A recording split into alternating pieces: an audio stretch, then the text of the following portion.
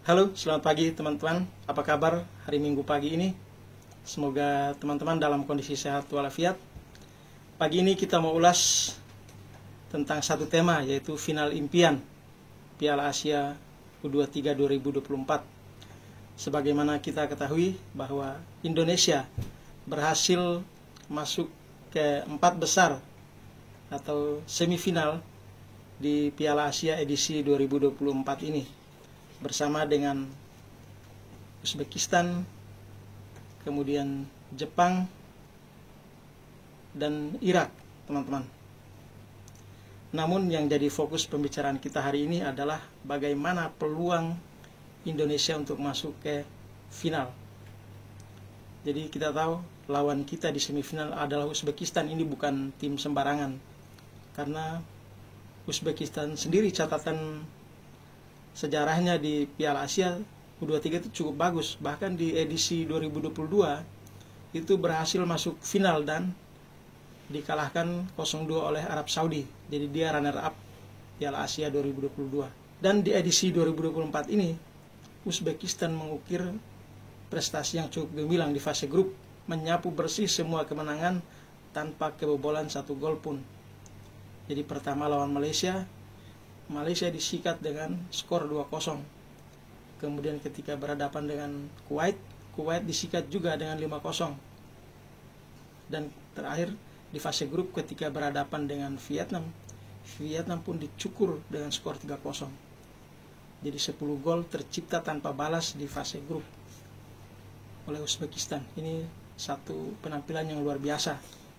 Lalu di 8 besar ketika berhadapan dengan Arab Saudi, jadi ini seolah-olah final yang terulang di 2022 lalu ya, ketika Uzbekistan kalah 0-2 dari Arab Saudi. Kali ini dibalas teman-teman dengan kemenangan 2-0.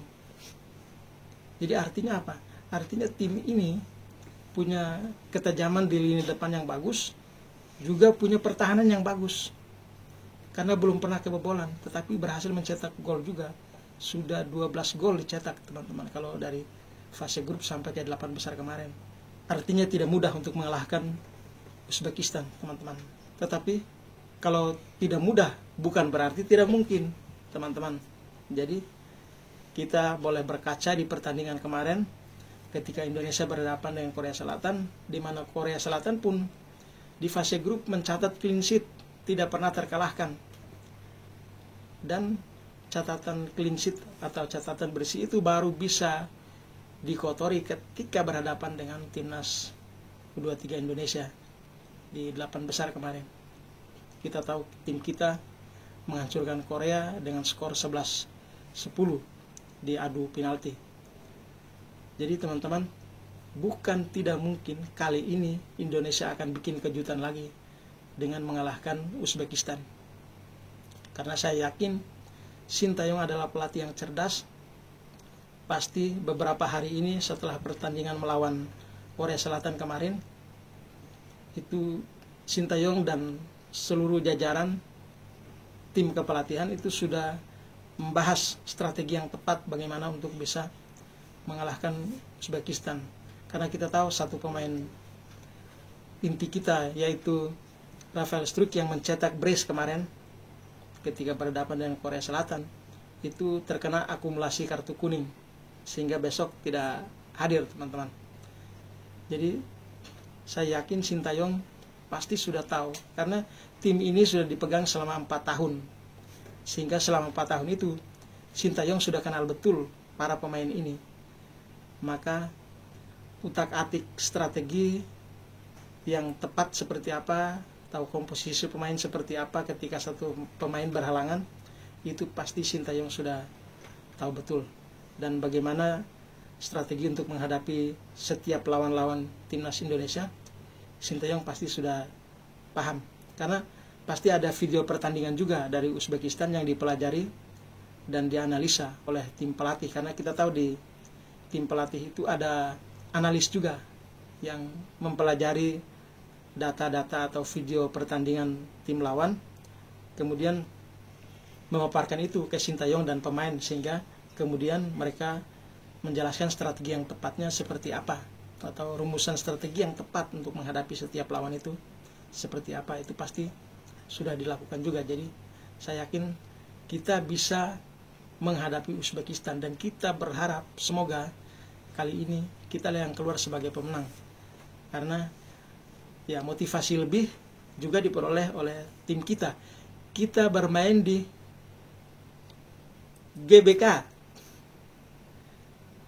dalam tanda petik ya, Gelora Abdullah bin Khalifa. Jadi anak-anak kita bermain seperti di rumah sendiri, seperti bermain di Gelora Bung Karno, teman-teman. Apalagi dukungan pemain ke-12 yaitu supporter kita di Qatar yang kemarin itu luar biasa. Warga negara Indonesia di Qatar itu ada 40 ribu kalau tidak salah ya. Ada 40 ribu warga negara Indonesia di Qatar. Dan kemarin yang datang ke stadion itu 10 ribu. Maka stadion kemarin kan hampir penuh kan. Karena kita tahu stadion Abdullah bin Khalifa ini kan tidak terlalu besar kan kapasitasnya. Maka saya yakin dukungan dari penonton di sana pun, bahkan mereka di sana sudah membentuk yang namanya Garuda Ultras Qatar.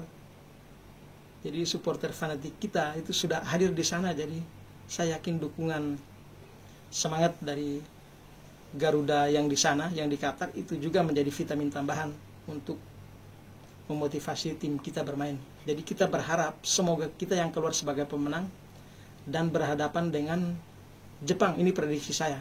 Bukan berarti kita mengecilkan Irak di semifinal ketika Irak berhadapan dengan Jepang, tapi kalkulasi di atas kertas kemungkinan besar Jepang yang keluar sebagai pemenang. Nah, kalau Jepang keluar sebagai pemenang, maka inilah final impian. Jepang keluar sebagai pemenang berhadapan dengan Irak, Indonesia keluar sebagai pemenang berhadapan dengan Uzbekistan, maka final impian tercipta. Indonesia versus Jepang. Jadi kita mau membuktikan bahwa kita bisa berhadapan, bahkan bisa mengalahkan dua tim teratas di Asia. Siapa itu? Nomor 2 kemarin Korea, kita sudah kalahkan.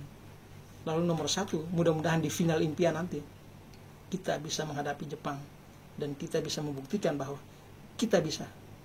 Kita bangsa pejuang, teman-teman, yang tidak mudah menyerah. Jadi saya yakin semangat juang yang dimiliki oleh Timnas U23 kita saat ini itu sedang berlipat ganda karena kepercayaan diri bisa mengatasi Korea Selatan kemarin. Jadi kita berdoa dan berharap berikan dukungan maksimal hari Senin malam nanti pukul 21.00 waktu Indonesia Barat, jam 9 malam. Belum terlalu larut, teman-teman. Jadi mari kita hadir, tidak harus secara fisik di stadion, tapi di rumah kita masing-masing kah, atau di kafe, di tempat nobar. Kita memberikan support, berikan doa, berikan semangat yang maksimal agar tim kita bisa meraih sukses di pertandingan semifinal berhadapan dengan Uzbekistan. Oke, sekian dulu ulasan dari saya. Terima kasih dan selamat pagi.